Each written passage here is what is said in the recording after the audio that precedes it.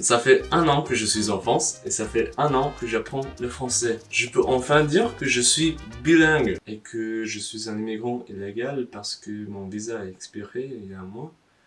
Mais c'est pas grave. Parfois j'hésite à le dire comme ça parce que je parle pas encore couramment le français. Je fais toujours beaucoup d'erreurs, je comprends pas toujours. Je comprends pas tout, il y a beaucoup de mots que je connais pas et je parle très doucement. Mais je sors avec mes amis français tout le temps et on parle seulement en français.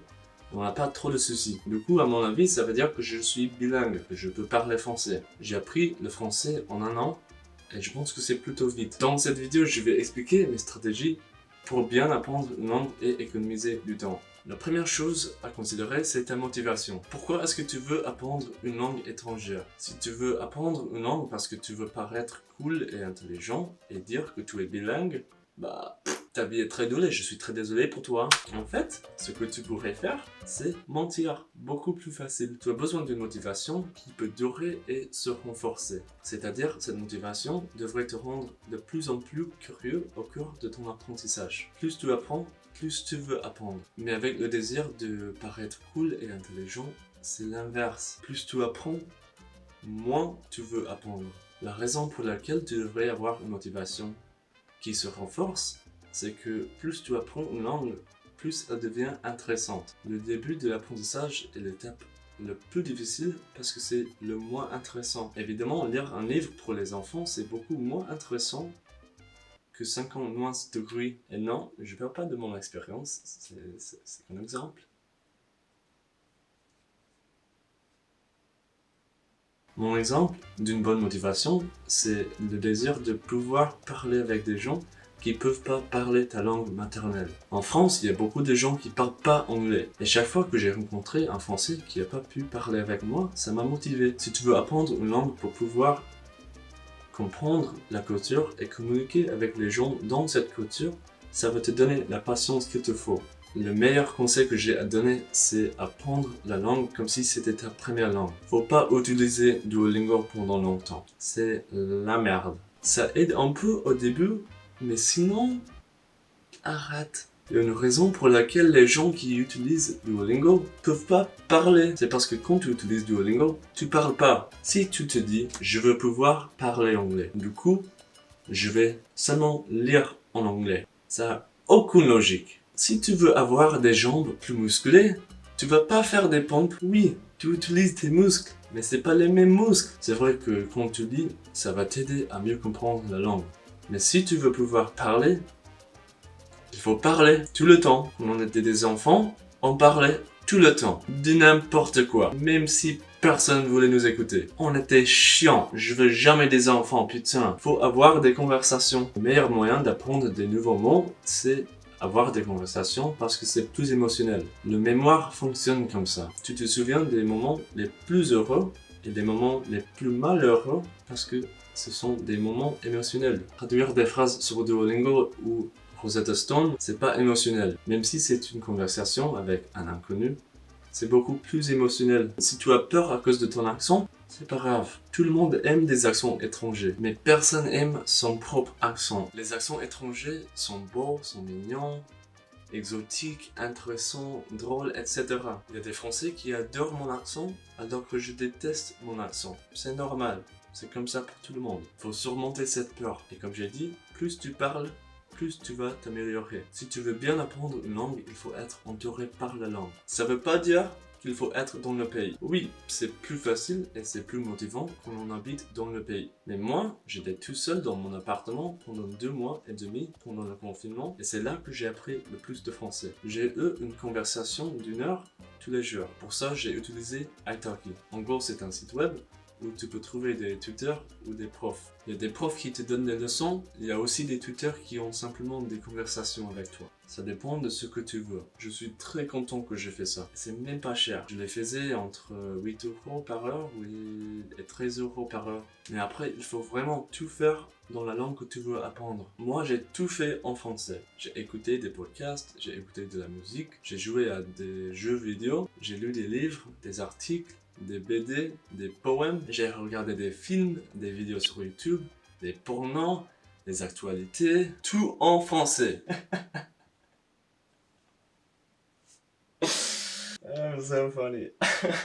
Tout en français. Fais tout que tu fais normalement, mais dans la langue. C'est comme ça tu vas diversifier ton vocabulaire et tu vas toujours être intéressé. Ça exige beaucoup de patience. Ça prend du temps pour apprendre une langue. Deux options. Soit tu apprends petit à petit pendant très longtemps, par exemple 1 heure par jour pendant 5 ans, soit tu apprends beaucoup de choses en peu de temps. Par exemple 3 heures par jour pendant 1 an. Au total, 3 heures par jour pendant 1 an, c'est moins de temps passé en étudiant. C'est parce que si tu apprends des choses en peu de temps, tu retiens mieux ce que tu as appris et il y a moins de perte de temps. Du coup, à mon avis, tu devrais apprendre plus vite parce que ça va exiger moins de patience. Tu vas rester plus motivé plus longtemps et il est moins probable que tu vas abandonner. Pour moi, cette année, j'ai passé environ 1300 heures en étudiant le français, mais il faut pas penser comme ça, c'est plus compliqué. Avoir une conversation d'1 heure, ça vaut beaucoup mieux qu'un film sur Netflix de la même quantité de temps. J'ai déjà dit qu'il faut parler le plus possible, mais parfois tu n'as pas l'occasion. Ce que tu peux faire, c'est lire à haute voix. Si tu fais ça, il y aura 3 bons résultats. Premièrement, tu vas rencontrer beaucoup de nouveaux mots et tu vas les apprendre avec du contexte. Deuxièmement, tu vas bien apprendre les règles grammatiques grâce à la répétition. Et troisièmement, tu vas apprendre à mieux et plus facilement prononcer les mots, ce qui va te permettre de parler plus vite. La meilleure chose de lire des livres, c'est que tu vas très souvent revoir les mots les plus communs. Pourquoi est-ce que c'est important? T'inquiète, je t'explique. Il faut comprendre la loi de Pareto, la règle de 80-20. Ça sonne mieux en anglais. Tu dois te concentrer sur 20% des choses qui vont t'apporter 80% des résultats. C'est un phénomène utilisé pour le commerce. Mais nous, on peut aussi l'utiliser. En gros, ce que ça veut dire, c'est que moins d'efforts, plus de résultats. Moins de temps, plus de résultats. En anglais, par exemple, 3000 mots représentent 95% des conversations quotidiennes. C'est pour ça qu'il faut apprendre les mots les plus communs. Et c'est aussi pour ça que j'aime pas les applications comme Duolingo. Il faut apprendre les mots qu'on va utiliser, sinon c'est un gaspillage. Avec Rosetta Stone, j'ai appris le chien saute par-dessus la clôture. Je suis désolé, mais je vais jamais dire ça. Et tu sais pourquoi? Parce que mon chien était si gros qu'il pouvait même pas bouger. Pas possible. Pas pour mon chien. Non.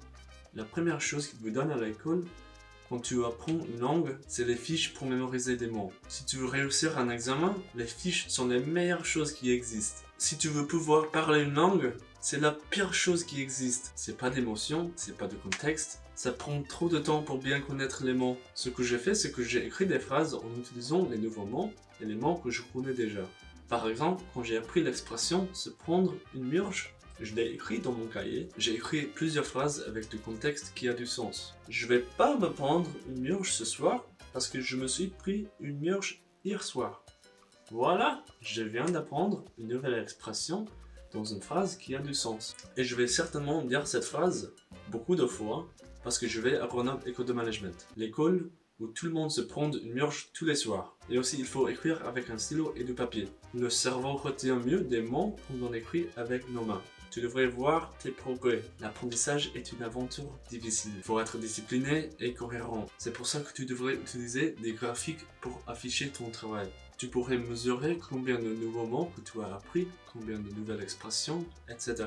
Si tu vas compter combien d'heures tu vas passer, il faut que tu sois honnête. Sinon, ça va te décourager plus tard. Mon dernier conseil, c'est très cliché. Il faut que tu t'amuses. Si tu t'amuses pas, tu vas être très démotivé et tu vas abandonner. Je m'ennuyais et du coup, j'ai fait un vlog. Et voilà, c'est génial. Je sais. Je vais remercier tous mes amis français dans BIB et dans Aloha. Vous étiez toujours patients, vous avez toujours répondu à mes questions. Et apparemment, j'ai beaucoup d'amis qui ont des mères qui aiment bien mes vidéos. Du coup, je veux remercier toutes les mères qui soutiennent ma chaîne de YouTube. Vous êtes très gentils. Et surtout, ma mère qui m'a créé. Merci beaucoup.